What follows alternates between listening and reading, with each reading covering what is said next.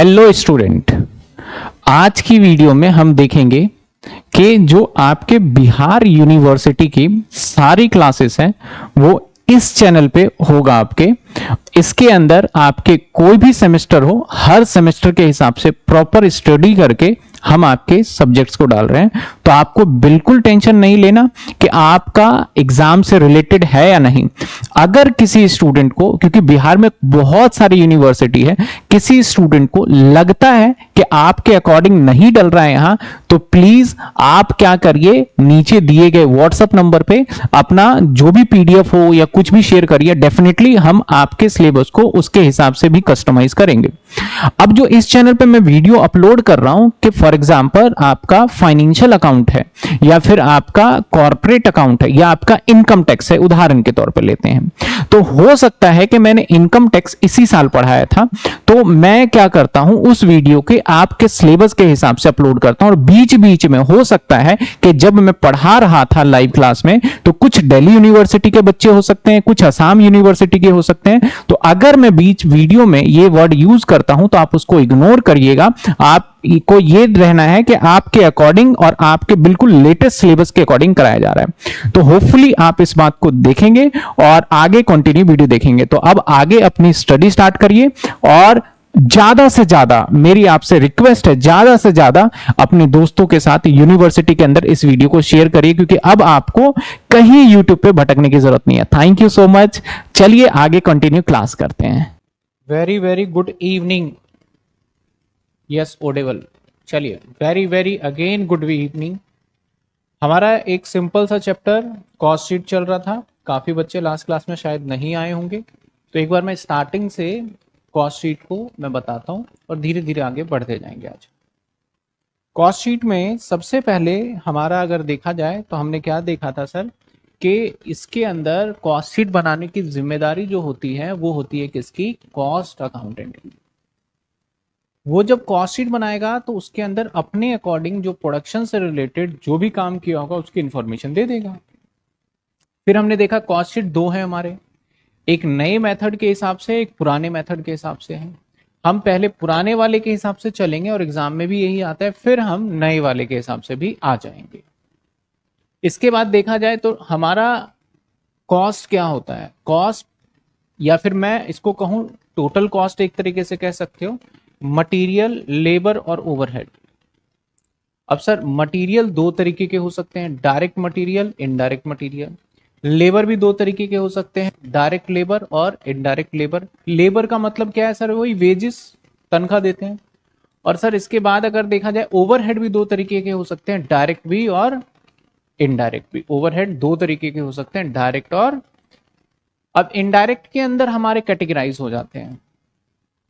एक या हो सकता है वो हमारा रिलेटेड हो किससे, एडमिन से या सेलिंग डिस्ट्रीब्यूशन से। तो इसके कैटेगराइज हमने लास्ट क्लास में, इसके बाद हमने इसके कैटेगराइज को देखा था कि किस किस हिसाब से ये कैटेगराइज हो जाता है, जैसे कि फैक्ट्री, ऑफिस और सेलिंग डिस्ट्रीब्यूशन।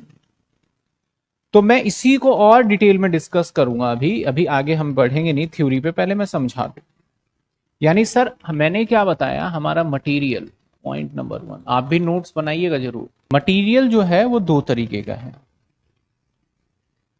मटेरियल का मतलब प्रोडक्शन करने के लिए जिस हमें रॉ मटेरियल का जरूरत पड़ता है, जिससे बनाते हैं। जैसे मेरे हाथ में ये पेन है, तो ये इस पेन को बनाने के लिए सबसे जरूरी चीज है प्लास्टिक।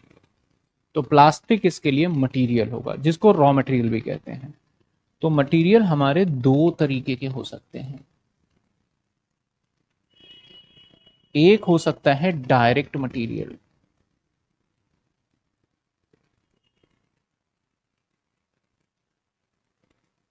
और एक हो सकता है इनडायरेक्ट मटेरियल।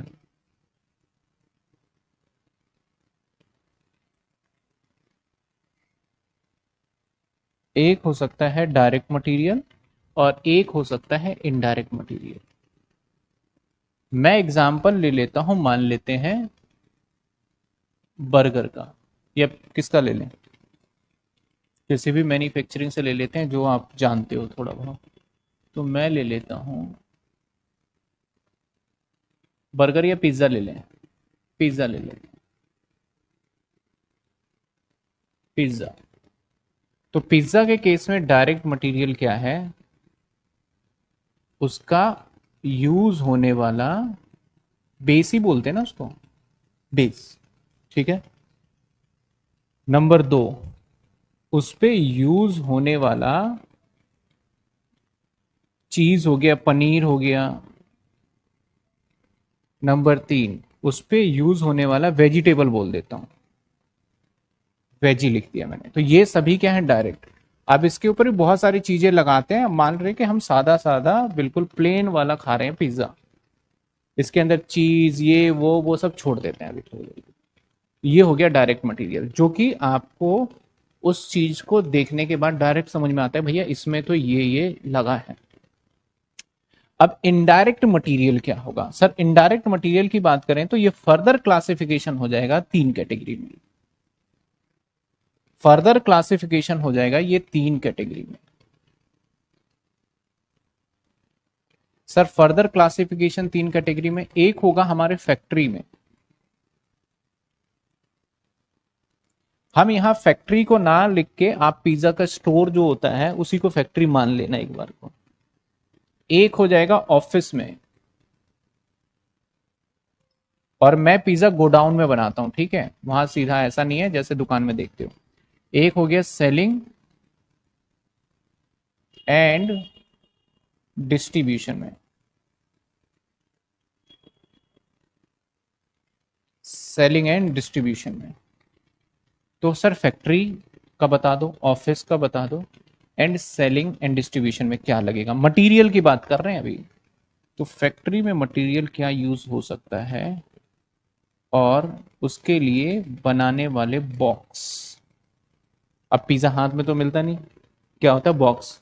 तो वो डायरेक्ट मटेरियल नहीं है, वो कौन सा मटेरियल माना जाएगा, इनडायरेक्ट। कहाँ यूज हो रहा है, ये फैक्ट्री में यूज हो रहा है, मेरे गोडाउन में यूज हो रहा है। सर ऑफिस का क्या हो सकता है मटेरियल में, ऑफिस के अंदर उस पे यूज होने वाला बैग, या फिर कैरी बैग बोल सकते हो, जहां पे ऑफिस में सारी चीजें हो रही है। उसके अलावा क्या हो सकता है, आ, या केचप मान सकते हो। मैं कैरी बैग लिख देता हूं, कैरी बैग, ठीक है ना, कैरी बैग। या और भी चीज, अगर मैं क्या लूं क्या लूं क्या लूं क्या लूं, केचप, केचप मान सकते हो ऑफिस में, क्योंकि ना केचप फैक्ट्री से, जब हम अपने गोडाउन से जब पिज्जा बनाते हैं ना, उसके बाद बॉक्स में पैकिंग होता है, उसके बाद हम ऑफिस में कुछ चीजें ऐड करते हैं। हो सकता है उसके साथ प्लेट हो एक्स्ट्रा, है ना। चलो और भी एक दो चीजें बस समझाने के लिए, ये हो सकता है एक्स्ट्रा प्लेट हो, हालांकि देते नहीं है पिज्जा के साथ प्लेट। या फिर आप उसके साथ चिली फ्लेक्स वगैरह जो भी यूज करते हैं, वो सारी चीजें हैं। ये हो गया हमारा। इसके बाद सेलिंग एंड डिस्ट्रीब्यूशन में मटेरियल क्या यूज होगा, सेलिंग एंड डिस्ट्रीब्यूशन में मटेरियल क्या यूज होगा।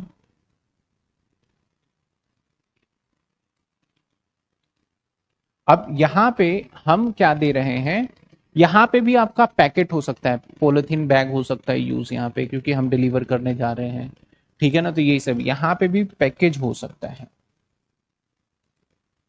पैकेट हो सकता है।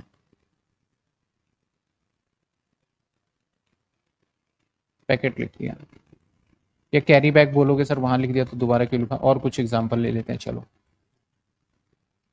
सेलिंग एंड डिस्ट्रीब्यूशन में यहां पे केचप लिख देते हैं, क्योंकि जब हम बेचते हैं ना तब देते हैं केचप जनरली। यहां पे केचप लिख लो, टमाटो केचप।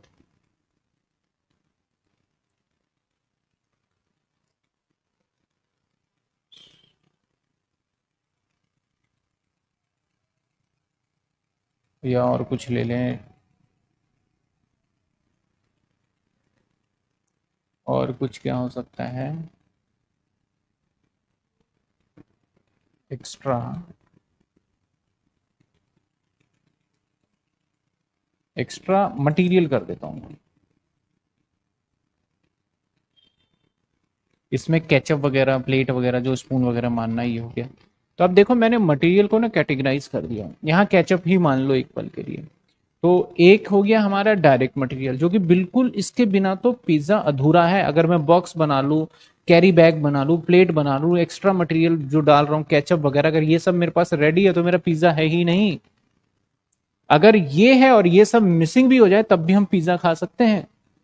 तो ये वो चीजें हैं जो कि डायरेक्ट लग रहा है उस प्रोडक्ट करने में, प्रोड्यूस करने में। फैक्ट्री में ये लग गया, ऑफिस में ये लग गया, सेलिंग एंड डिस्ट्रीब्यूशन में ये लग गया। ये क्या चीजें थी? ये थी हमारे डायरेक्ट मटेरियल और इनडायरेक्ट मटेरियल। किसी बच्चे को कोई दिक्कत है तो बताइए।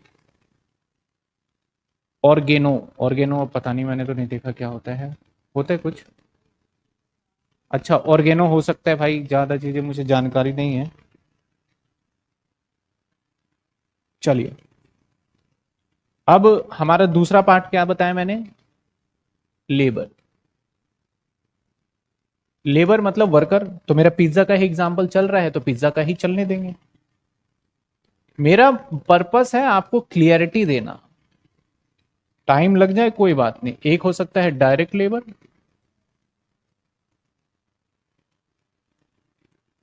इसको समझाना बड़ा आसान। डायरेक्ट लेबर पता है कौन होगा? जो बना रहा होगा, मेकिंग पिज्जा। यानी डायरेक्ट लेबर बेसिकली हमारा कहां लग रहा होगा? इस जगह पे। यानी डायरेक्ट मटेरियल जहां लग रहा होगा वहीं पे क्या लग रहा होगा? Direct labour. उसकी भी तनख्वाह देंगे। इनडायरेक्ट लेबर होता है इसके बाद।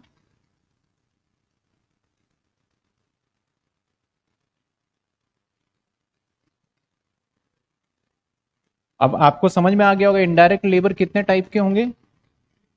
अगेन 3 टाइप्स के हो सकते हैं। अगेन 3 टाइप के हो सकते हैं। जिस बच्चे की आज इसमें पहली क्लास भी है ना, तो समझ जाना कि कोई दिक्कत नहीं होगी उसको। अब इसके अंदर क्या क्या हो सकता है हमारा? फैक्ट्री का हो सकता है, और किसका हो सकता है? ऑफिस का। ऑफिस को ना हम एडमिन के नाम से भी जानते हैं, ऑफिस को हम एडमिन के नाम से भी जानते हैं, ठीक है ना। और हो सकता है सेलिंग एंड डिस्ट्रीब्यूशन, एसएनडी कर दिया। चलो, अब बता सकता है कोई फैक्ट्री में कैसे पिज्जा का, जैसे कि फैक्ट्री में क्या हो रहा था मेरा? Box pack. तो बॉक्स पैक अपने आप थोड़ी ना होगा, अगर मशीन से भी होता तो एक लेबर चाहिए ना वहां बॉक्स पैकिंग के लिए, बॉक्स बनाने के लिए। तो ये हमारा होगा पैकिंग लेबर। कहां पे लग रहा होगा ये? पैकेजिंग पे। जो पैकेजिंग पे लेबर लगा हुआ है वो हो गया हमारा कौन सा?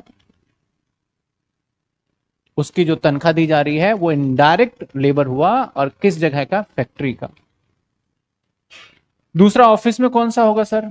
अब ऑफिस में हम क्या कर रहे थे? सोचो, ऑफिस में हम कैरी बैग वगैरह, प्लेट वगैरह अरेंज कर रहे थे। तो जैसे दुकान है तो दुकान के टाइम पे पहले कैरी बैग वगैरह, तो यहां इस प्लेस पे जो लगा होगा, आपके माइंड में है ना ऑफिस में क्या चल रहा है? शोरूम मान लो, जो भी मान लो, तो उस आउटलेट पे जो भी लेबर लगा होगा, यानी आपका प्लेट वगैरह जो अरेंज कर रहा होगा, काउंटिंग कर रहा होगा सारा, वो यहां पे जो वर्कर लगा होगा। और सेलिंग एंड डिस्ट्रीब्यूशन में कौन होगा बताओ? डिलीवरी बॉय जिसे बोलते हो। ये तो सबने देखा है भाई, आप इतने स्विगी जोमेटो करते हो तो वो सेलिंग एंड डिस्ट्रीब्यूशन, उसके भी तनख्वाह होती है। तो वो जो लेबर होता है वो कौन से वाले पार्ट? इनडायरेक्ट लेबर का पार्ट होता है, लेकिन कहां का? सेलिंग एंड, क्योंकि वो बेच रहा है। चलिए, तो 2 चीजें हो गई, मटेरियल भी कर दिया, ये भी कर दिया। एक और चीज है इसमें, क्या है हमारा? एक और पार्ट है हमारा ओवरहेड। एक और पार्ट है ओवरहेड। ओवरहेड, ओवरहेड मतलब क्या होता है? खर्चा, यानी एक्सपेंसेस। सर ओवरहेड में क्या क्या हो सकता है? 2 तरीके का ओवरहेड हो सकता है। एक हो सकता है हमारा कौन सा बताओ? डायरेक्ट। और एक हो सकता है, मैं सोचता हूं इसको उठा के नीचे दिया था, नीचे ज्यादा बढ़िया जगह मिल जाएगा मुझे। तीसरा पार्ट आ गया ओवरहेड, ठीक है। अब सर डायरेक्ट ओवरहेड कौन सा होगा? बिजली का बिल मान लेंगे, सब जगह का ना इलेक्ट्रिसिटी बिल मान लेते हैं, ठीक है। ओवरहेड मतलब खर्चा, any kind of expense, electricity bill हो गया या फिर वाटर बिल हो गया या स्टेशनरी का खर्चा हो गया, तो जितने भी अलग से खर्चे होते हैं जिसे P&L में लिखा करते थे उसको हम ओवरहेड के नाम से जानेंगे कॉस्ट अकाउंट। तो मैं एक एग्जांपल लेके चल रहा हूं इलेक्ट्रिसिटी बिल का। तो अगर मैं बात करूं भाई डायरेक्ट में क्या होगा, इलेक्ट्रिसिटी बिल। सर कौन सा इलेक्ट्रिसिटी बिल?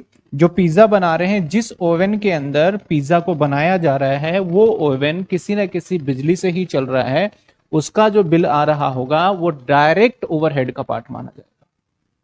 अब इनडायरेक्ट ओवरहेड को फिर से फर्दर कितने कैटेगरी में बांटोगे आप? 3।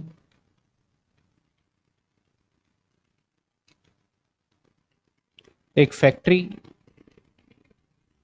क्योंकि पिज्जा बन के पहुंच गया फैक्ट्री में, तो जहां पे पैकिंग हो रहा है, बॉक्स पैकिंग हो रहा है या रैपरिंग हो रहा है, वहां पे जो इलेक्ट्रिसिटी यूज हो रहा है तो वो किसका मान लोगे आप? फैक्ट्री का मान लोगे। किसका मान लोगे? अच्छा सर, कई बच्चों को ना कंफ्यूजन होता है फैक्ट्री और डायरेक्ट। डायरेक्ट फैक्ट्री के अंदर ही होता है बेसिकली। मान लो ये ओवन है मेरा इस साइड में, इधर मैं पिज्जा बना रहा हूं, उसके अंदर जो इलेक्ट्रिसिटी बिल लग रहा है वो डायरेक्ट हो गया, और इसी के साइड में मैं पैकिंग कर रहा हूं, इधर लाइटें जो जली हुई है वो लाइट की वजह से मैं उजाले में पैकिंग कर पा रहा हूं, तो इसका जो बिल जाएगा वो चला जाएगा फैक्ट्री में। इसके बाद कौन सा होगा? ऑफिस का इलेक्ट्रिसिटी बिल होता है नहीं होता? होता है जी। तो ये भी इलेक्ट्रिसिटी।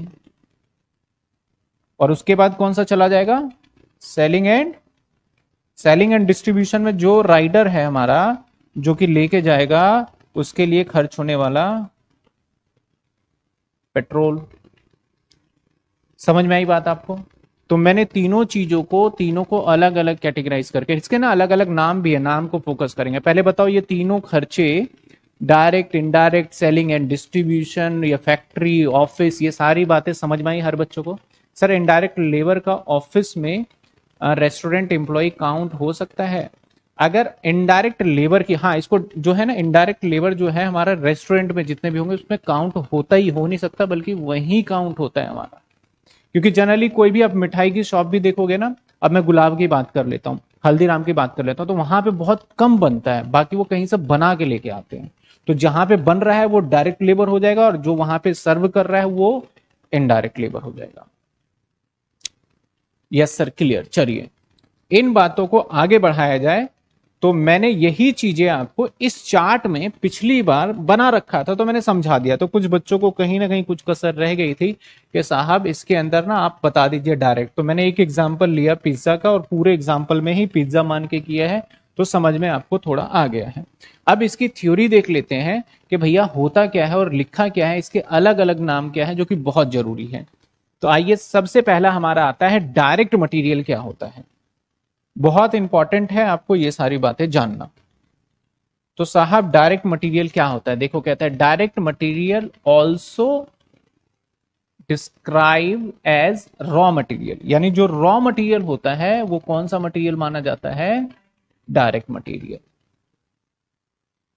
इसका एक और नाम है, क्या नाम है? अगर मैं बोलूं भैया प्रोसेस मटेरियल है ये, तब भी आप क्या बोलोगे भैया कौन सा मटेरियल है? एक और नाम, प्राइम मटेरियल। यानी एग्जामिनर कोई भी नाम ले ले तो समझ जाना ये डायरेक्ट एक्सपेंस की बात चल रही है। एक और नाम, क्या नाम है? प्रोडक्शन। ये सब नाम बता रहे हैं इसके कि भैया डायरेक्ट मटेरियल क्या होता है। डायरेक्ट मटेरियल नोन एज, जब कभी हम रॉ मटेरियल होगा तो उसको भी डायरेक्ट मटेरियल बोलेंगे, प्रोसेस मटेरियल होगा उसको भी बोलेंगे, प्राइम मटेरियल होगा उसको भी बोलेंगे, प्रोडक्शन मटेरियल होगा उसको भी बोलेंगे, और स्टोर मटेरियल होगा उसको भी क्या बोलेंगे। और अगर कंस्ट्रक्शन में जैसे कि सीमेंट, अगर रेत वगैरह यूज हो रहा है तो उसको बोलेंगे हम सीमेंट के केस के अंदर, ठीक है। या कहीं हमारा मान लो पैकिंग का है, लॉजिस्टिक कंपनी का, या रैपिंग हो गया, या आपका बॉक्सेस वगैरह, ये सब होंगे। तो यहां पे बोले गए इनसे अगर कोई नाम मिले तो ये भैया डायरेक्ट मटेरियल की कैटेगरी में ही आने वाला है। अब बच्चों का होता है सर बॉक्सेस तो आपने इनडायरेक्ट में लिखा था, लेकिन जिसका प्राइम वर्क ही है पैकेजिंग का, तो उसके लिए डायरेक्ट है ये। अब सर इनडायरेक्ट मटेरियल क्या होता है? क्या कहता है इनडायरेक्ट मटेरियल? वो होता है कौन सा? जैसे कि कंज्यूमेबल। अब सर कंज्यूमेबल स्टोर क्या होता है? मतलब हमारा यूज होगा, सामान बन गया उसके बाद यूज होना है। जैसे ऑयल एंड वेस्टेज हो गया। अब देखो मशीन चल रहा है ना, मशीन को चलाने में कई बार हमारा क्या होता है, ऑयलिंग वगैरह करना पड़ता है, ग्रीस वगैरह लगाना पड़ता है, तो वो भी एक मटेरियल ही है, लेकिन वो डायरेक्ट मटेरियल का पार्ट होके ना इनडायरेक्ट मटेरियल का पार्ट माना जाता है। प्रिंटिंग एंड स्टेशनरी, जो कि हालांकि पैकिंग वगैरह में लेबलिंग वगैरह यूज होता है, वो हो गया। Are few example. Indirect material में बी यूज फॉर, इन कहां कहां यूज हो सकता है? फैक्ट्री, या फिर कहां यूज हो सकता है? ऑफिस, या फिर कहां यूज हो सकता है? Selling and. तो ये आपको अच्छे से पता है भैया कि इनडायरेक्ट मटेरियल इन तीन जगहों पे ही इस्तेमाल हो सकता है। दोनों डेफिनेशन क्लियर है आपको, दोनों चीजें? चलिए आगे बढ़ा जाए। अब लेबर को देख लेते हैं। कहता है भैया लेबर कौन सा होता है? कहता है for conversion of material into finish goods. जब भी जरूरत होता है ह्यूमन एफर्ट, यानी कभी भी फिनिश गुड्स में कन्वर्ट करते हैं तो जो वहां पे ह्यूमन एफर्ट लगता है, यानी जो किसी व्यक्ति की मेहनत लगती है, उसको ह्यूमन एफर्ट को हम कॉल करते हैं कौन सा? लेबर बोला जाता है। तो सबसे पहले लेबर की डेफिनेशन बताई। Labour can be direct as well as indirect. Labour कितने टाइप के होते हैं? डायरेक्ट और। तो भैया लेबर क्या है? वो जो किसी भी मटेरियल को कन्वर्ट करने में ह्यूमन का एफर्ट लगता है, उस ह्यूमन को बोलेंगे हम लेबर। जो एफर्ट लगा रहा है ये डायरेक्ट भी लग सकता है और इनडायरेक्ट। अब भैया डायरेक्ट मटेरियल कौन सा है? कहता है डायरेक्ट लेबर है, सो मटेरियल मैंने बोल दिया। Direct labour is also describe as कौन सा लेबर? Process labour. ये सारी बातें याद होनी चाहिए आपको। या फिर प्रोडक्टिव लेबर, या प्रोडक्टिव वेजेस बोल सकते हो, या प्रोसेस वेजेस भी बोला जा सकता है। या फिर ऑपरेटिंग, जो कि ऑपरेट कर रहा है लेबर। या फिर मैन्युफैक्चरिंग, या फिर उसको हम डायरेक्ट वेजेस, जिस जिस पे मार्क किया है ये पॉइंट हो गए, इतने नाम से जाना जा सकता है डायरेक्ट। समझ में आई बात आपको? ये क्या है हमारा? डायरेक्ट। डायरेक्ट है हमारा। सर डायरेक्ट में वेस्टेज से क्या मतलब है? डायरेक्ट में वेस्टेज, वेस्टेज वेस्टेज कहां क्या, इसकी बात कर रहे हैं?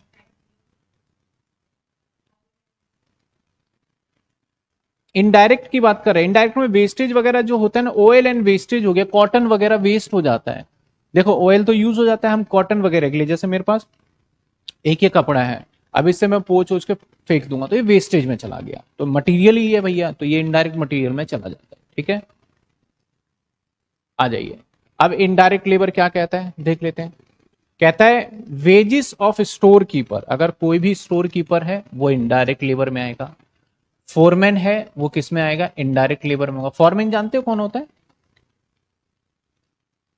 जनरली होता क्या है, एक फैक्ट्री होता है, फैक्ट्री में ना बहुत सारे वर्कर होते हैं, बहुत सारे लेबर होते हैं, बहुत सारे, और उसमें से एक उसका बड़ा, पुरानी फिल्मों में पता है कौन होता था? लीडर। वर्कर का कौन होता था? लीडर। तो याद होगा पुरानी फिल्मों में लीडर हुआ करता था, वो लीडर तो वो फोरमैन होता है बेसिकली। अब नया मॉडर्न नेम क्या आ गया उसका? मैनेजर नहीं है, फोरमैन है, मतलब सारे वर्कर का यूनियन लीडर। ठीक है ना, तो एक तरीके से वो फॉरमैन होता है जो सभी वर्कर को लेके चलता है, अपनी बातों के हिसाब से चलता है। ठीक है ना, इन दोनों के बीच में बड़ी लड़ाई झगड़ा होता है वैसे फैक्ट्री के अंदर, क्योंकि ये अपना चलाता है, ये अपना चलाता है, ये इसको पता है ये मालिक नहीं है, और इसको पता है कि मैं नहीं करवाऊंगा तो मालिक मेरे को बोलेगा। तो दोनों में डिस्प्यूट बहुत ज्यादा होती है। पुरानी फिल्मों में तो कई फिल्में बन गई इस बेसिस पे। तो टाइम कीपर, टाइम कीपर कौन है इनडायरेक्ट में? जो कि टाइम वगैरह को मैनेज करके लिखता है, रजिस्टर पे अटेंडेंस लिखता है। गार्ड वार्ड हो गए, ये सारे इनडायरेक्ट लेबर के एग्जाम्पल हैं। डायरेक्टर भी हमारे इनडायरेक्ट लेबर के एग्जाम्पल में आ जाता है। डायरेक्टर को जो क्या दिया जाता है? फीस। डायरेक्टर फीस क्या होता है पता है? हम डायरेक्टर को ना सैलरी नहीं देते, डायरेक्टर को हम फीस देते हैं कई बार, क्योंकि अब ऑफिस आवर के बाद हम जब उसे बुलाते हैं किसी अर्जेंट मीटिंग में तो उसे हमें कुछ पैसे देने होते हैं, तो डायरेक्टर फीस। जैसे मान लो कोई टीचर है, वो पढ़ा रहा है तो उसको तो सैलरी मिलेगी मिलेगी, लेकिन जब पेपर चेक करेगा तो अलग से करता है तो उसको एक्स्ट्रा दिया जाता है। तो ऐसे ही होता है। सैलरी ऑफ सेल्समैन, ये भी इनडायरेक्ट है भैया। सैलरी किसका? सेल्समैन का, एक्सेट्रा। और example are indirect labour cost. Indirect labour में रिलेटेड टू द किससे हो सकता है? और तो ये तो आपको देखो लिखने की याद करने की जरूरत भी नहीं पड़ेगी, सिंपल से पता चल गया किस नाम से कहाँ कहाँ किस किस से रिलेटेड हो सकता है। तो अभी हमने लेबर और मटेरियल को डेफिनेशन में भी देख लिया है। आगे बढ़ जाएं, अब आ जाता है एक्सपेंस। एक्सपेंस का मतलब भाई, एक्सपेंस का मतलब ओवरहेड। चलिए आइए, क्या कहता है, डायरेक्ट एक्सपेंस कौन से होते हैं? डायरेक्ट एक्सपेंस जो होंगे are something also describe as, जैसे कि चार्जेबल एक्सपेंस के नाम से जाना जाता है, कैरेज इनवर्ड के नाम से जाना जाता है, फ्रेट के नाम से जाना जाता है। और अगर मैं बोल रहा हूं ये डायरेक्ट एक्सपेंस है तो उसके नाम से भी जाना जाएगा भाई, सिंपल सी बात है। इनडायरेक्ट एक्सपेंस कौन से होते हैं? Indirect expense can be classify under the following. कौन कौन से क्लासिफाई कैटेगरी है? जैसे मैन्युफैक्चरिंग वर्कर, फैक्ट्री, प्रोडक्शन। ठीक है, अब कहां कहां, जैसे कि रेंट हो गया, rates, rent rates and insurance, ये एक खर्चा हो गया फैक्ट्री का, प्रेमिसेस का। ठीक है ना, पावर हो गया यूज इन द फैक्ट्री। एक मिनट, ये ना डायरेक्ट इनडायरेक्ट डायरेक्ट इनडायरेक्ट,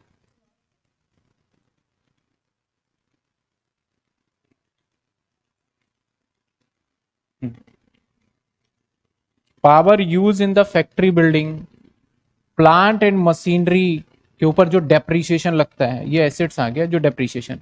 कुछ मैं डायरेक्ट एक्सपेंस के एग्जांपल और भी लिख दूं। वेजेस लिखा है यहां पे? नहीं लिखा। बाकी मैं बताऊंगा, अभी फिर से बताऊंगा इसको, ऐसा नहीं एक बार ही खत्म हो रहा है। और ये कुछ इनडायरेक्ट एक्सपेंस के, जहां ऑफिस वगैरह में आप इमेजिन करोगे, जैसे मैंने बोला डिलीवरी मैन को सैलरी देना है, तो आप समझ जाओगे कि भैया वो कुछ एक्सपेंस पे आ जाएगा, इनडायरेक्ट एक्सपेंस में आ जाएगा। अब यहां पे इसको कैटेगराइज कर दिया गया मैन्युफैक्चरिंग, यानी ये फैक्ट्री से रिलेटेड यहां पे दिया जाता है, ये फैक्ट्री है। यहां पे कैटेगराइज कर दिया गया ऑफिस में, ऑफिस को हम क्या बोलते हैं? एडमिनिस्ट्रेटिव, यहां पे जो दिया जाता है। और ऑफिस में पता है कौन कौन से इनडायरेक्ट एक्सपेंस होते हैं? वहां पे होते हैं हमारे, जैसे कि लाइटिंग एंड हीटिंग। हालांकि ये डायरेक्ट भी फैक्ट्री में भी होता है। ऑफिस का रेंट हो गया, पोस्टेज एंड टेलीग्राम हो गया, वहां का टेलीफोन का बिल हो गया, अदर चार्जेबल डेप्रिसिएशन हो गया, बिल्डिंग, मतलब जो भी ऑफिस से रिलेटेड है वो सारा यहां आ जाएगा। सेलिंग एंड डिस्ट्रीब्यूशन में कौन से होते हैं? जिसको सामान बेचने में होता है, कहता है एडवर्टीजमेंट, ये भी सामान बेचने से रिलेटेड है। कहता है कॉस्ट ऑफ प्रिपेयरिंग, टेंडर को प्रिपेयर करने में, ट्रेवलिंग एक्सपेंस, आने जाने का खर्चा, बेडडेट्स भी यहीं का खर्चा माना जाता है सेलिंग एंड डिस्ट्रीब्यूशन का। कलेक्शन चार्ज, जब हमने उधार किसी को दिया तो मैंने बोला जा भाई उससे पैसे लेके आ, तो जो उसको तनख्वाह दी जा रही है वो होगा हमारा। वेयर हाउस हो गया, चार्जेस हो गया, पैकिंग हो गया, ये सारे के सारे कौन से खर्चे माने जाएंगे हमारे? ओवरहेड में, इनडायरेक्ट एक्सपेंस का सेलिंग एंड डिस्ट्रीब्यूशन में। तो हम अभी आगे धीरे धीरे उस चीजों को देखते जाएंगे, ठीक है ना। तो भाई सबसे पहले हमें एक बात पता चला कि कॉस्ट के अंदर हमारे जो थे वो तीन चीजें थी, मटेरियल, लेबर एंड ओवरहेड। इसके कुछ कैटेगरी थे जिसको हमने थ्योरी के बेसिस पे भी देख लिए। अब कुछ ऐसे आइटम्स होते हैं जिसको कॉस्ट के अंदर नहीं लिखा जाता, अगर आपको दिया जाए तो इसे एक्सक्लूड कर दिया जाता है कॉस्टिंग में से, ये कॉस्टिंग का पार्ट ही नहीं माना जाता। तो कहता है item exclude from cost account, तो इसे कॉस्ट अकाउंट में कभी भी कंसीडर मत करना। जब कभी भी आपको प्रॉफिट एंड लॉस बनाना होगा और ये आइटम कोई दिख जाए तो इसको इग्नोर करके चलना। तो कौन कौन से आइटम है, कौन कौन से लाइव है भाई? सर क्लास का recording video showing live. Freight क्या होता है? फ्रेट किराया होता है, जैसे कैरेज होता है वैसे ही फ्रेट होता है, उसका दूसरा नाम फ्रेट भी बोल देते हैं, सिनोनियम से एक तरीके से। कहता है देयर आर सर्टेन आइटम, यहां पे कुछ ऐसे आइटम्स हैं जो कि फाइनेंशियल अकाउंट के अंदर तो लिखे जाते हैं लेकिन नॉट इन कॉस्ट अकाउंट। और हम क्या सीख रहे हैं, हमारा सब्जेक्ट क्या है? Cost account. तो इसके अंदर इसको नहीं लिखा जाएगा। जैसे कोई भी अप्रोप्रिएशन ऑफ द प्रॉफिट होता है, जैसे कि आपका सिंकिंग फंड बना लेना, डिविडेंड पेड कर देना, टैक्स ऑन इनकम टैक्स या प्रॉफिट दे देना, तो अगर ऐसा कुछ खर्चा दिखता है तो उसे हम कॉस्ट अकाउंट में कहीं कंसीडर नहीं करेंगे। और भी है सर, जैसे ट्रांसफर टू जनरल रिजर्व हो गया, एक्सेस प्रोविजन बना दिया डेप्रिसिएशन का हमने, amount written off as a goodwill को रिटर्न ऑफ कर दिया, ये भी पार्ट नहीं है, प्रिलिमिनरी एक्सपेंस का रिटर्न ऑफ कर दिया, पार्ट नहीं है, अंडर राइटर का कमीशन यहाँ का पार्ट नहीं है भाई, ये डिस्काउंट ऑन डिबेंचर हमारा यहाँ का पार्ट नहीं है, issue expense, capital issue expense हमारा यहाँ का पार्ट नहीं है। ऐसे ही आपका किसी को डोनेशन दे देते हैं हम, नहीं पार्ट है। Loss on sale of investment, बेच दिया वहां नुकसान हो गया भैया, फाइनेंस का एक कॉस्ट का पार्ट नहीं है। Expense of transfer of company office transfer कर रहे हैं तो वहां पे कोई एक्सपेंस हो, ऑफ कंपनीज ऑफिस को ट्रांसफर कर रहे हैं, जैसे कि मैं एक जगह से दूसरी जगह ऑफिस लेके जा रहा हूं तो उसका खर्चा भी कॉस्ट का पार्ट में नहीं माना जाएगा। तो ये बड़ी इंपॉर्टेंट चीजें हैं, आप इसको पॉइंट बना के लिख लीजिएगा कौन कौन से खर्चे हैं जो कि नहीं होते हैं। आगे कहता है 10वां, इंटरेस्ट बैंक लोन पे, ये भी हमारा कॉस्ट का काम नहीं है। मोर्टगेज पे या डिबेंचर पे कोई भी इंटरेस्ट हो आपका किसी काम का नहीं है। आपका डैमेजेस पेबल कर रहे हो किसी को, डैमेज का मतलब आपका वजह से किसी का नुकसान हो गया, आप ऑफिस आ रहे थे किसी को टक्कर मार दिया और वो फिर बेहोश हो गया या फिर हॉस्पिटल ले जाना पड़ा, तो उसको जो खर्चा वो कॉस्ट का पार्ट ही नहीं है। इसके बाद क्या है, पेनल्टीज एंड फाइन। मान लेते हैं कि मैंने डिलीवरी बॉय को दिया था, जा भाई तू उसको डिलीवर करके आ, तो उसकी सैलरी तो हमारा कॉस्ट का पार्ट है, लेकिन उसने जो चालान कटवा लिया वो हमारे कॉस्ट का पार्ट नहीं माना जाएगा। Loss due to scrapping of the machinery, machinery को हम जब लास्ट में बेच देते हैं, जीरो कर देते हैं, तो स्क्रैप कहा जाता है, तो उस केस में भी वो भी इसका पार्ट नहीं माना जाएगा। रेम्युनरेशन पेड टू प्रोपराइटर, अगर मालिक अपनी सैलरी ले रहे हैं तो वो भी इसका खर्चा नहीं है। Fair reward for the service rendering, excess जो भी हम उसको फेयर रिवॉर्ड दे रहे हैं। आगे देखा जाए तो ये कुछ खर्चे मैंने ऐसे बताए कि भैया हमारे प्रॉफिट एंड लॉस में दिखाए जाते हैं, लेकिन हम जब कॉस्टिंग करेंगे तो इन खर्चे को कंसीडर करेंगे या नहीं करेंगे साहब, बिल्कुल भी नहीं करने वाले हैं।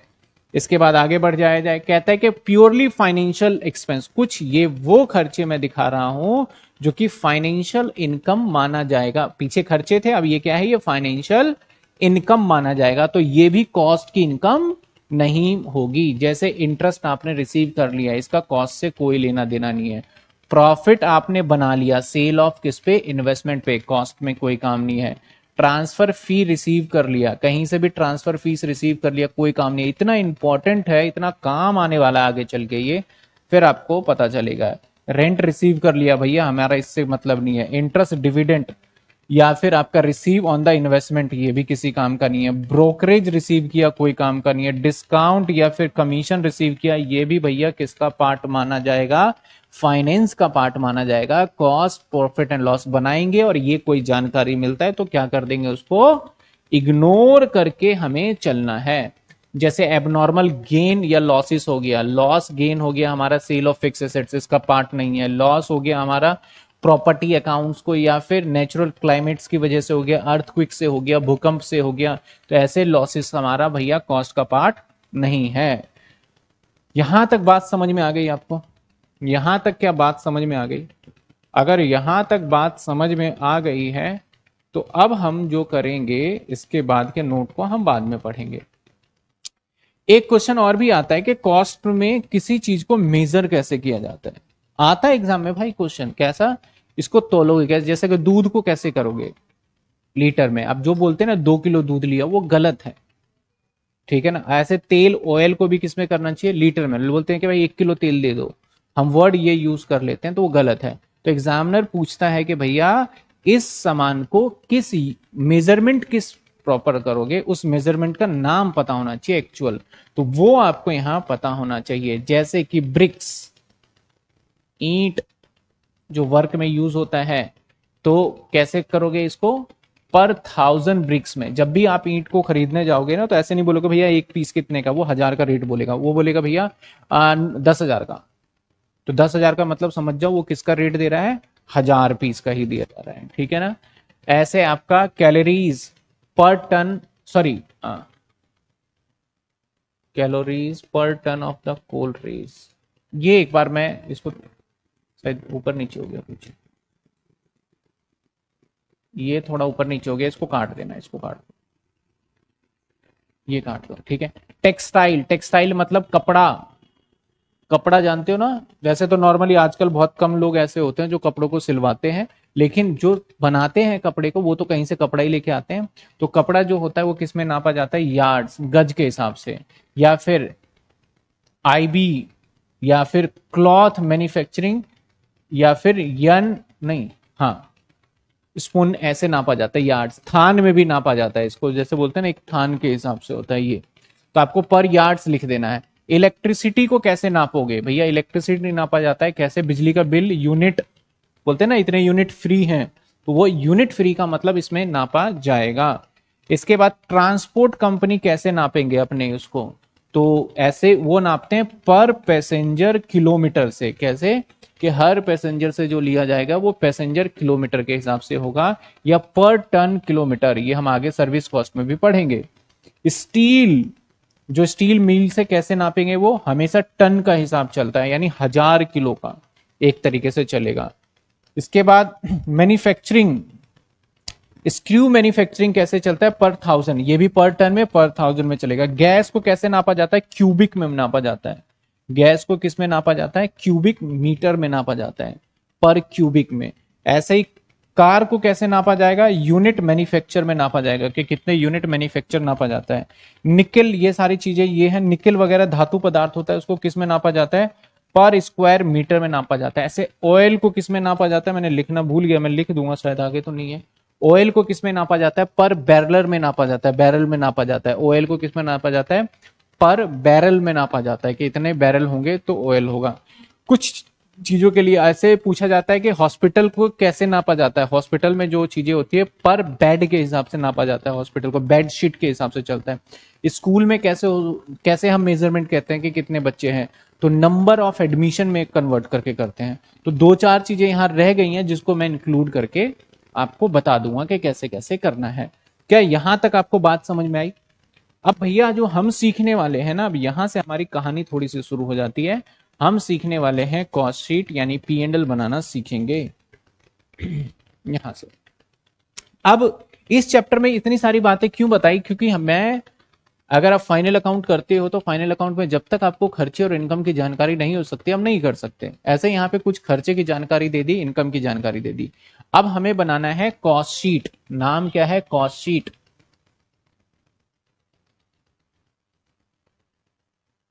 और साहब जो कॉस्ट शीट है ना, इसको मैं शुद्ध भाषा में बोलूं तो कॉस्ट अकाउंट का profit and loss account. Cost account का क्या, प्रॉफिट एंड लॉस अकाउंट। तो कॉस्ट शीट है तो इसमें डेबिट क्रेडिट का पंगा ही नहीं है, वो सिंपल तरीके से बनाया जाएगा, सिंपल तरीके से बनाया जाएगा।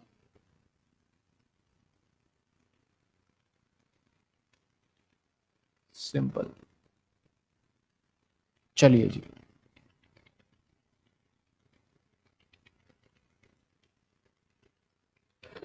सबसे पहले हम लिखेंगे रॉ मटेरियल।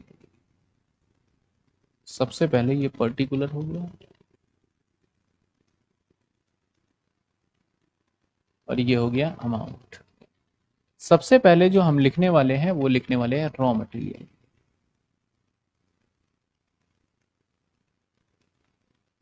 जो परचेज किया है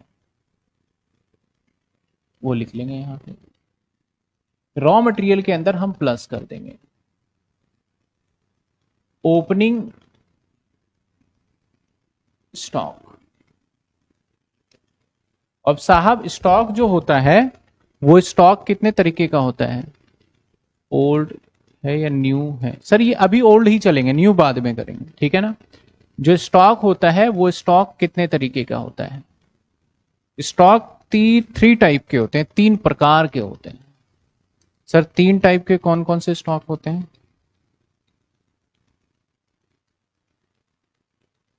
एक होता है हमारा रॉ मटेरियल, RM लिख रहा हूं। एक होता है वर्क इन प्रोग्रेस, WIP लिख रहा हूं।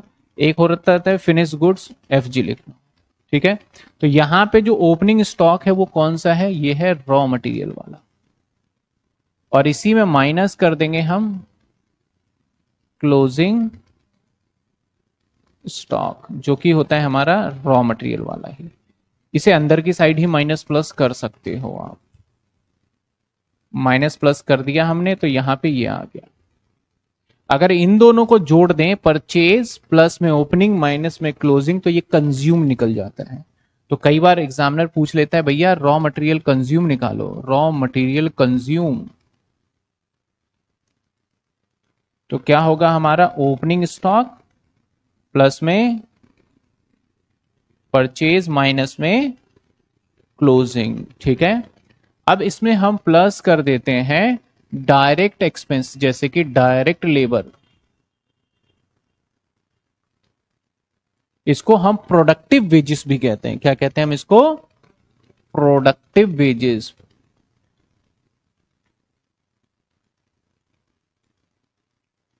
इसी के अंदर प्लस कर देंगे, डायरेक्ट में क्या आ जाएगा? कैरेज।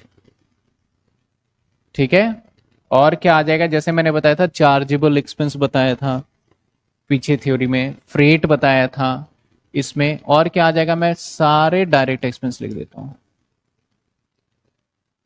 जब हम ये सारा डायरेक्ट एक्सपेंस और रॉ मटेरियल को जब हम ले लेते हैं तो हमें एक हेडिंग बोला गया, जनरेट किया गया, और इसको टोटल वोटल कर लेंगे तो इसको पता है क्या बोलते हैं हम? Prime cost. इसको हम बोलते हैं प्राइम कॉस्ट। और इसी को पता है क्या बोलते हैं? Direct cost. इसी को क्या बोला जाएगा? Direct cost. तो कई बार एग्जामिनर बोलेगा भैया प्राइम कॉस्ट निकाल के दिखाओ, सारी जानकारी दे देगा, तो आपको इसी तरीके से एडलेस करके निकाल के दिखा देना है। इसके बाद हम क्या करेंगे? सारे फैक्ट्री के खर्चे वगैरह लेंगे, यानी हम लेंगे factory overhead.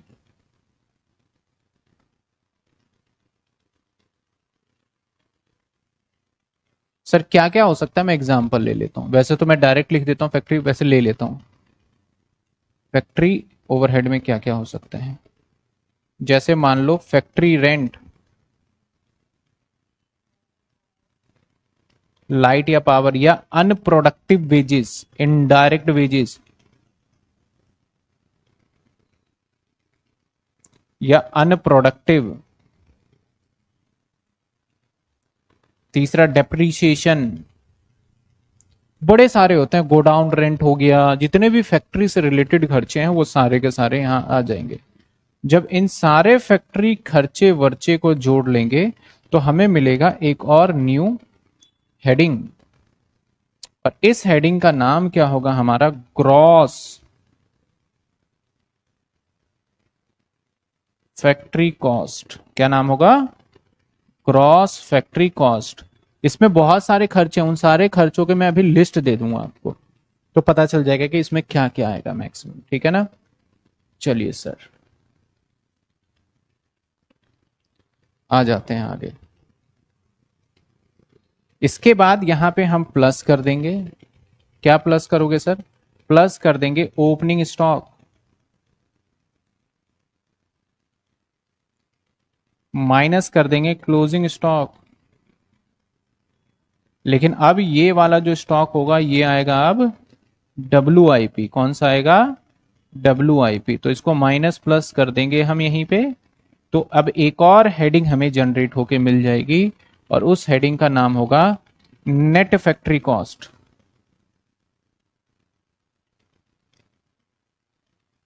Net factory cost, समझे बात? इसका नाम क्या आ गया? Net factory cost. इसके बाद हम यहां पे लिखने वाले हैं सर एडमिन एक्सपेंस। एडमिनिस्ट्रेटिव कह लो, मैं एडमिन कह रहा हूं, एडमिन एक्सपेंस, जिसको हम ऑफिस एक्सपेंस भी बोल सकते हैं। अब सर ऑफिस एक्सपेंस क्या हो सकता है? स्टेशनरी का खर्चा हो सकता है, ऑफिस का रेंट हो सकता है, ऑफिस का डेप्रिसिएशन हो सकता है। तो मैं यहां पे एक एग्जांपल ले लेता हूं, स्टेशनरी, या फिर हो सकता है टेलीफोन का बिल। इसके सारे लिस्ट मैं भी दे दूंगा आपको क्या क्या हो सकता है। तो भैया इसको जैसे ही हमने किया तो हमें एक और हेडिंग मिला, और उस हेडिंग का नाम जानते हो क्या होगा? Cost of production. क्या नाम होगा इसका? Cost of production. फिर इसमें हमारे कुछ चीजें एडलेस हो जाएंगी। जैसे क्या सर? फिर इसमें कुछ चीजें एडलेस होने वाली हैं। क्या सर? प्लस कर देंगे ओपनिंग स्टॉक, प्लस कर देंगे ओपनिंग स्टॉक,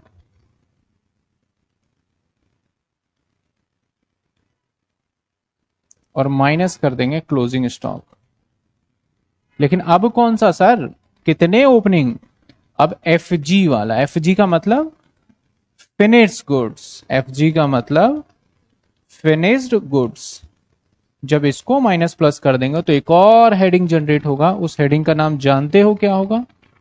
उस हेडिंग का नाम होगा हमारा cost of goods sold, cost of goods sold नाम होगा। सारे हेडिंग्स को मैं येलो मार्कर से भी समझेंगे। जब तक ये आपको याद नहीं हो जाता ना, तब तक हम आगे बढ़ेंगे ही नहीं। इसके बाद फिर से कुछ और खर्चे आएंगे साहब। कितने खर्चे होंगे? Selling and distribution, selling and distribution. Selling and distribution में क्या आ सकता है हमारा? जैसे एग्जांपल सेल्समैन की सैलरी, मैंने एक एग्जांपल ले लिया, सेल्समैन की सैलरी आ गया। इसके बाद जो हमें मिलेगा, एक और हेडिंग मिल गया, दैट इज क्या होगा वो? Cost of sale. क्या आएगा हमारा? Cost of sale. Sir cost of sales, जो सामान बेच रहे हैं उसकी क्या कीमत है? Cost of sale. इसके बाद हम क्या करते हैं, फाइनली हम प्रॉफिट भी निकालना होता है यहां पे। लेकिन ये प्रॉफिट फाइनेंस का नहीं है, कॉस्ट का है। हम नीचे लिख देते हैं सेल्स, तो बीच का जो बैलेंसिंग फिगर निकल जाता है, बीच का जो बैलेंसिंग फिगर निकल जाता है उसको हम बोल देते हैं प्रॉफिट। ये बेसिकली इन दोनों के बीच का बैलेंसिंग फिगर निकल भी जाता है और कई बार हमें गिवन भी होता है। तो ये पूरा का पूरा एक हमारा शीट बना, जिस शीट को क्या नाम दिया मैंने? कॉस्ट शीट का नाम दिया। ये क्या है हमारा? Total cost sheet. मैंने एक जगह दिखाया है, तो अब मैं अगर इसी कॉस्ट शीट को मैं इधर ही करता हूं, चलो ये अगले पेज पे करेंगे। कॉस्ट शीट हो गया। इसमें अगर हेडिंग आप गौर से देखो, कितनी हेडिंग? पहली हेडिंग, दूसरी हेडिंग, तीसरी हेडिंग, चौथी हेडिंग, पांचवी हेडिंग, छठी हेडिंग, सातवां तो सेल ही है। तो कितने हेड है हमारे टोटल? 6। पहला क्या है? प्राइम कॉस्ट, फिर क्या है? ग्रॉस फैक्ट्री, फिर क्या है? नेट, फिर क्या है? कॉस्ट ऑफ प्रोडक्शन, फिर क्या है? कॉस्ट ऑफ गुड सोल्ड, फिर क्या है? कॉस्ट ऑफ सेल्स, और लास्ट में तो सेल्स है। अगर इसमें से मान लो ये चीजें मिसिंग हो जाती है तो ग्रॉस नहीं होगा, सीधा वो क्या माना जाएगा? नेट ही हो जाएगा। अगर जो चीजें हट जाएगी इसमें से, तो हम अगले वाले स्टेप का अगले वाले हेडिंग नाम दे देंगे, वहां जीरो लिखने की जरूरत नहीं पड़ेगी। यानी सर क्या बोलना चाहते हो? तो चलिए एक बार मैं इन सब चीजों को समझा देता हूं। प्राइम कॉस्ट क्या होता है, ग्रॉस फैक्ट्री, फिर भी आगे बढ़ने से पहले मैं एक बार फिर से और समझाता हूं। कॉस्ट शीट में हेडिंग बताओ।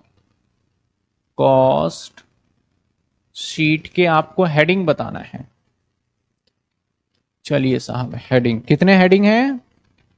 6 हेडिंग है यहां, याद कर लेना। अभी मैंने इसलिए हटा दिया वहां पे।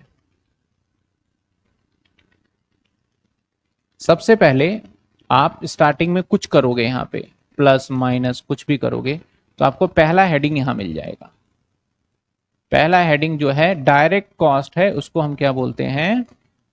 प्राइम, मतलब जो सबसे शुरुआती खर्चा है, ठीक है ना? प्राइम, स्टार्टिंग का प्राइम कॉस्ट। इसके बाद फिर से इसमें कुछ चीजें आएंगी, माइनस प्लस हो जाएंगी, और वो क्या होता है हमारा? Factory overhead. अगर इसके अंदर कर देंगे तो हमें एक और नया हेडिंग मिल जाएगा। उस न्यू हेडिंग का नंबर 2 हेडिंग होगा, उसका नाम क्या होगा? Gross factory cost. Gross factory cost. अगर आप शुरू से स्टार्टिंग से सारी चीजें ध्यान से पढ़ोगे ना, तो मेरे समझ से ना ये चीजें आपके लिए आसान हो जाएगी। नहीं तो भैया कॉस्ट अकाउंट इतना मुश्किल सब्जेक्ट बन जाता है बच्चों के लिए। ज्यादातर बच्चे, अब तो खैर सीए के अंदर हटा दिया गया है फाइनल में, बाकी बच्चे कॉस्ट से डरते थे। इसके अंदर फिर से आप कुछ करोगे प्लस माइनस, वो क्या होगा? WIP, तो आपको एक न्यू हेडिंग मिल जाएगा। उस न्यू हेडिंग का नाम क्या होगा? Net factory cost. कितने हेडिंग पहुंच गए हम? 3। कितने थे? 6। 6 में से अभी कितने पे पहुंचे? बस अभी तो तीसरे पे ही चल रहे हैं। फिर इसमें से कुछ माइनस प्लस हो जाएगा, और माइनस प्लस क्या होता है? एडमिन। एडमिन को करेंगे एक्सपेंस को। सर एडमिन के एक्सपेंस में क्या क्या होता है? ऑफिस का सारा खर्चा। तो जैसे ही करेंगे तो हमें जो रिजल्ट मिलेगा वो मिल जाएगा कॉस्ट ऑफ प्रोडक्शन। साहब फिर इसके अंदर कुछ चीजें हम ऐड लेस करेंगे, और क्या करेंगे हम? प्लस माइनस क्या? स्टॉक को। कौन से वाले स्टॉक को? FG को। तो हमें एक और न्यू जगह मिलने वाली है, एक और न्यू हेडिंग मिलने वाली। उस न्यू हेडिंग का क्या नाम दें? Cost of goods sold. Cost of goods sold. कितने हेडिंग हो गए? 5। कितने बताए थे? 6। तो यानी अभी एक और बचा हुआ है। फिर यहां पे कुछ माइनस प्लस करेंगे, क्या? सेलिंग एंड डिस्ट्रीब्यूशन एक्सपेंस को। तो हमें जो रिजल्ट मिलेगा वो क्या मिलेगा? Cost of sale.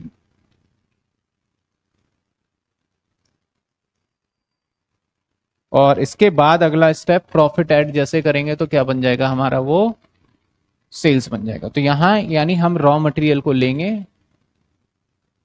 और इन सभी को माइनस प्लस करेंगे, रॉ मटेरियल वाले डायरेक्ट एक्सपेंस को। तो यहां से फिर हमारा अगला स्टेप क्या आ जाएगा साहब? Prime cost. पहला स्टेप क्या आ गया हमारा? Prime cost. पहला क्या आ गया? Heading prime cost. Prime cost से जब आगे बढ़ेंगे तो क्या आ जाएंगे हम? क्या आ जाएंगे हम? ये दूसरी हेडिंग हो गई। जब इससे आगे बढ़ेंगे तो क्या आ जाएंगे हम? Net factory cost. पहला क्या है? Prime cost. दूसरा क्या है हमारा? Gross factory cost. Gross factory cost कैसे आएगा? उसके अंदर फैक्ट्री ओवरहेड जोड़ देते हैं। फैक्ट्री ओवरहेड क्या होता है? फैक्ट्री में होने वाले खर्चे, फैक्ट्री का रेंट, फैक्ट्री का डेप्रिसिएशन, फैक्ट्री में मशीनरी, इनडायरेक्ट वेजेस, इनडायरेक्ट आपका एक्सपेंस जितने भी है सब फैक्ट्री से रिलेटेड है, वो यहां आ जाएगा। जैसे ही उसको एडलेस करेंगे क्या आ जाएगा? ग्रॉस। उसके बाद WIP माइनस प्लस कर देंगे तो क्या आ जाएगा? Net factory. नेट फैक्ट्री के अंदर हमें क्या करना होगा? सेलिंग एंड एडमिन एक्सपेंस को माइनस प्लस, ऑफिस का रेंट, ऑफिस के सारे खर्चे। तो हमें क्या हेडिंग मिलेगा? जैसे ही हम यहां से जाएंगे तो क्या मिलेगा साहब? यहां से यहां जैसे ही जाएंगे तो हमें मिलने वाला है heading number 4, that is cost of. Cost of production क्या होता है? सामान बनाया जो है उसकी कीमत हमें कितनी पड़ी, हमें कितनी लागत, सब कुछ कर कुरा के देख लिया, हमें कितने की पड़ रही है। जो बेचा वो नहीं, जो बनाया उसकी कितनी लागत। उसके बाद ओपनिंग FG माइनस प्लस कर दोगे तो नंबर 5 मिल जाएगा कॉस्ट ऑफ। तो जो हमने बनाया और सेलिंग वाले खर्चे को छोड़ के बेच रहे हैं उसकी कॉस्ट कितनी के, जितना प्रोडक्ट बिकने वाला है। उसके बाद जैसे ही सेलिंग डिस्ट्रीब्यूशन डालेंगे तो जो सामान हम बेच रहे हैं उसकी कीमत हमें कितना पड़ रहा है, उसमें प्रॉफिट ऐड कर देंगे तो सीधा क्या हो जाएगा हमारा? बिक जाएगा। हमारा सीधा क्या होगा? बिक जाएगा। फटाफट से जितने बच्चे लाइव है कमेंट के अंदर पांचों के पांचों हेडिंग लिख के दिखाओ सीक्वेंस से। नंबर 1 प्राइम कॉस्ट, हर बच्चों का आना चाहिए। नंबर 2 आपका gross factory, number 3 net factory, number 4 cost of production, number 5 4 के बाद कॉस्ट ऑफ गुड सोल्ड, फिर आपका कॉस्ट ऑफ सेल्स। फटाफट सीक्वेंस में लिख के दिखाओ कमेंट में। आप अपना नाम लिखेंगे, नाम तो आ ही रहा है। नंबर 1 क्या होगा हमारा? मैं भी लिख रहा हूं, आप भी लिखिए, प्राइम कॉस्ट। जिस बच्चे का नहीं होगा उसका अकाउंट ब्लॉक कर दिया जाएगा। नंबर 2 क्या होगा? Gross factory. नंबर 3 क्या होगा? Net factory cost. फिर नंबर 4 क्या आएगा heading? Cost of production. Number 5 क्या होगा? कॉस्ट ऑफ, भाई जल्दी जल्दी लिखो। नंबर 6 क्या होगा? जिसका जवाब नहीं अकाउंट ब्लॉक। चलिए भाई चेक करते हैं। सबसे पहले जवाब, अरे भाई बच्चा प्राइम कॉस्ट लिख रहा है, सीक्वेंस में पांचों लिखिए। Prime cost, gross factory, net factory, cost of production. Satyam का, दिव्या का, जानवी का जवाब आ गया है। सभी बच्चों के मैं नाम भी बता दूं। खरून का जवाब आ गया, मोहम्मद फरहान का जवाब आ गया। जितने भी बच्चे हैं भैया बताइए बताइए। हैंड रेज अभी नहीं हो पाएगा एक्टिवेट। मैं नंबर ऑफ स्टूडेंट देख लूं कौन कौन है भाई। के आर शाह का नहीं मिला, हर्ष का नहीं मिला, अभी बता देंगे किस किस का नहीं मिला। अभी उसका अकाउंट हटाते हैं। देखो के आर शाह का आ गया, हर्ष का आ गया। सीधा ग्रॉस फैक्ट्री निहारिका, सीधा आपने पहले नंबर लिखा ही नहीं, दोबारा लिखिए। प्राइम कॉस्ट वसंत का आ गया, प्रियांशु का आ गया, अक्षित का आ गया। एक बच्चा तो पहले ही चला गया, सोचा ब्लॉक कर देंगे, इससे अच्छा चला ही जाता हूं। सिद्धार्थ पांडे, प्राइम कॉस्ट बिल्कुल सही सही सही सही सही सही सही। चलिए अब देखते हैं सबसे फास्ट कौन जवाब देता है। सबसे फास्ट कौन जवाब देता है, ठीक है मेरा जवाब दीजिएगा। ये रहा मेरा प्राइम कॉस्ट, ये रहा प्राइम कॉस्ट। सभी बच्चों ने दे दिया, सभी बच्चों ने दे दिया प्राइम कॉस्ट। इसके बाद ये है हमारा ग्रॉस फैक्ट्री कॉस्ट। इसके बाद क्या है हमारा ग्रॉस फैक्ट्री कॉस्ट। तो मुझे जवाब देंगे आप, मुझे जवाब देंगे कि मैं इसमें ऐसा क्या, कौन से खर्चे यहां पे जोड़ूंगा जो कि ये ग्रॉस बनेगा। बताइए इसमें ऐसा क्या जोड़ूंगा जो कि ग्रॉस बनेगा। फैक्ट्री ओवरहेड, सही जवाब क्या होगा फैक्ट्री। तुक्का नहीं लगाना, जहां मन हो कुछ भी डाल दो इसमें, नहीं। इसके अंदर क्या होगा हमारा फैक्ट्री ओवरहेड, फैक्ट्री ओवरहेड बिल्कुल सही। इसके बाद हमारा अगला स्टेप आता है, आपने बताया नेट फैक्ट्री। तो ऐसा इसके अंदर हम क्या करेंगे, ऐसा क्या यहां माइनस प्लस करेंगे जो कि नेट फैक्ट्री पे जाएंगे। अच्छा वीआईपी 2 मिनट, क्या WIP वर्किंग प्रोग्रेस, वीआईपी नहीं WIP।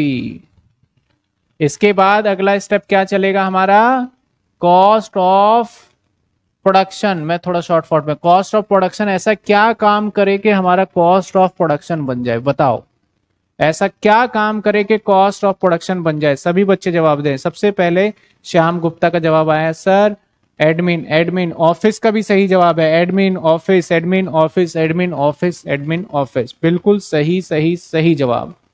अब भैया इसके बाद आ गया हमारा COGS, cost of good sold. ऐसा क्या काम करें कि COGS बन जाए, जल्दी बताइए ऐसा क्या काम करें कि COGS बन जाए, ऐसा क्या काम करें कि COGS बन जाए। सेलिंग एंड डिस्ट्रीब्यूशन नहीं, COGS बनने के लिए FG होगा, सेलिंग एंड डिस्ट्रीब्यूशन नहीं होगा, FG वाला पार्ट आएगा, FG एड लेस। इसके बाद आता है हमारा कॉस्ट ऑफ सेल। ऐसा क्या काम करें कि कॉस्ट ऑफ सेल हो जाए, सेलिंग एंड डिस्ट्रीब्यूशन एक्सपेंस को जब ऐड कर देंगे तो क्या आ जाएगा हमारा कॉस्ट ऑफ सेल्स। तो चलो शुक्र है थोड़ा हेडिंग, थोड़ा बहुत हेडिंग आपको याद हुआ क्या, थोड़ा बहुत हेडिंग ये याद हुआ।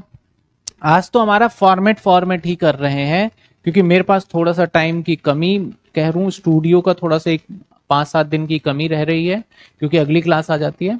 नहीं तो फिर तो भैया मैं आज क्वेश्चन जरूर पक्का कराता। चलिए समझ में आया यहां तक। मैं आप सभी को यहां पे इसलिए नोट नहीं पढ़ा है प्राइम कॉस्ट। अब मैं बताऊंगा थोड़ी प्राइम कॉस्ट क्या होता है, पता है आपको। Prime cost consist cost of direct material. किस किस से बनता है, डायरेक्ट मटेरियल से बनता है। और भैया किससे बनाओगे आप, डायरेक्ट लेबर से बनाओगे। और कैसे बनाओगे, डायरेक्ट एक्सपेंस को। और इसको किस नाम से जाना जाता है हमारा, अरे also known as a basic first और फ्लैट कॉस्ट। मैंने डायरेक्ट कॉस्ट भी एक नाम बता दिया आपको, ठीक है ना। तो क्या प्राइम कॉस्ट समझ में आया, पढ़ने के बाद तो आपको लग रहा होगा सर ये तो वही बातें होगी। फैक्ट्री कॉस्ट, कहता है ये क्या करता है, comprise of the prime cost, मतलब प्राइम कॉस्ट के बाद आता है ये, एंड इन द एडिशन, उसमें एडिशन कर दिया जाता है worker factory overhead which include cost of indirect material, indirect labour, indirect expense, the factory, the cost of also known as work cost. बहुत इंपॉर्टेंट है, नाम याद रखिएगा, इसके ऊपर तो स्टार स्टार स्टार, ठीक है। क्या बोलते हैं इसे, वर्क कॉस्ट। और इसको एक और नाम आ गया, क्या, मैन्युफैक्चरिंग या प्रोडक्शन, इस पे भी स्टार, ये नाम याद रखेंगे आप। इसके बाद क्या आएगा, चलो इसके बाद क्या आता है हमारा, वैसे तो जरूरत नहीं थी बताने की, मैंने वैसे वहां बता दिया, ठीक है। यहां तक क्लियर है आपको। उसी चीज को मैंने कोशिश करा है आपको बता दे। कॉस्ट शीट, कॉस्ट शीट क्या है भैया, सबसे पहले देखो इसे साफ सुथरा लिखा हुआ, कंप्यूटराइज लिखा हुआ है डायरेक्ट। वैसे मेरे को कंप्यूटराइज में मजा नहीं आता, खुद लिखता हूं तो मुझे ज्यादा तसल्ली होता है। ओपनिंग यही सब लिखा है। क्या आ गया हमारा पहला हेडिंग, प्राइम कॉस्ट, इसमें वर्किंग नोट, फैक्ट्री ओवरहेड क्या आ गया, इसमें WIP करा तो क्या आ गया हमारा नेट, इसके बाद एडमिन ओवरहेड करा तो क्या आ गया। तो सर फैक्ट्री ओवरहेड क्या होता है, वर्किंग नोट नंबर 1 में लिस्ट डाल दिया मैंने। एडमिन क्या होता है, वर्किंग नोट नंबर 2 में। इसके बाद क्या आ गया हमारा, कॉस्ट ऑफ प्रोडक्शन, इसके बाद cost of sales, balancing figure ये आ गया। चलिए वर्किंग नोट में क्या आता है, फैक्ट्री ओवरहेड। ये सारे के सारे सारे के सारे सारे के सारे सारे के सारे क्या है, फैक्ट्री जो यूज होंगे आप में, और भी हो सकता है लेकिन आपके जितना यूज होगा मैंने सब मेन लिख दिया। Productive wages, estimating, canteen welfare expense, godown है ये, गो डाउन अलग अलग हो गया, गोडाउन एक्सपेंस हो गया, ब्रांच एक्सपेंस हो गया, डेप्रिसिएशन हो गया, कंज्यूमेबल स्टोर हो गया, ट्रेनिंग वर्कर हो गया, पावर हो गया, रेंट ऑफ वेयर हाउस हो गया, ये सारी चीजें हो गई। अब सर वाटर सप्लाई हो गया, वर्क मैनेजर सैलरी हो गया, लॉस प्लांट हो गया, स्टोरेज हो गया, आपका एक्सपेरिमेंटल एक्सपेंस हो गया, वेजेस, फायर, इसको लिख लीजिएगा और जरूर लिखिएगा, नहीं लिखेंगे तो आपका कॉस्ट शीट हाथ से गया। सर एडमिन में क्या आएगा, ऑडिट फीस आ गया, लीगल एक्सपेंस आ गया, टेलीफोन एक्सपेंस आ गया, ऑफिस रेंट आ गया। सेलिंग एंड डिस्ट्रीब्यूशन में क्या आएगा, जो यूज होगा, इससे बाहर होगा ही नहीं भाई साहब। कैरिज आउटवर्ड आ गया, कैरिज आउटवर्ड ध्यान देना बहुत इंपॉर्टेंट है, बच्चा फंस जाता है यहाँ पे। कैरिज इनवर्ड आता है हमारा कहां पे पता है, फैक्ट्री प्राइम में, प्राइम कॉस्ट के पार्ट होता है डायरेक्ट। सेल्स एक्सपेंस हो गया, वेजेस ऑफ डिलीवरी वैन हो गया, प्रिंटिंग एंड स्टेशनरी हो गया जो कि सेलिंग एंड डिस्ट्रीब्यूशन पे खर्च हो रहा है, कमीशन हो गया, डिस्काउंट सेल्स हो गया, कॉस्ट ऑफ एग्जाम्पल हो गया, सैंपल जो देते हैं हम। इसके बाद मार्केट रिसर्च एक्सपेंस हो गया, ट्रेवलिंग, ये सब इसके पार्ट हो गए। इसके बाद हम अगली क्लास से क्वेश्चंस को स्टार्ट करेंगे। क्या बताइए, यहां तक सभी बच्चों को समझ में आ गया? आज की सारी क्लास मैं आपको ये दिखा दूं। क्या आज की क्लास सभी बच्चों को एकदम क्लियर है कि भैया हम जो सीखने जा रहे हैं वो P&L का क्या फॉर्मेट होगा और उसके अंदर क्या क्या चीजें होती हैं? क्योंकि ये जब समझ में आ गया ना एक बार हमें, तो फिर तो बस अमाउंट टोटलिंग करना है, और टोटलिंग में मिस्टेक नहीं करोगे क्योंकि कैलकुलेटर होगा आपके पास, ठीक है।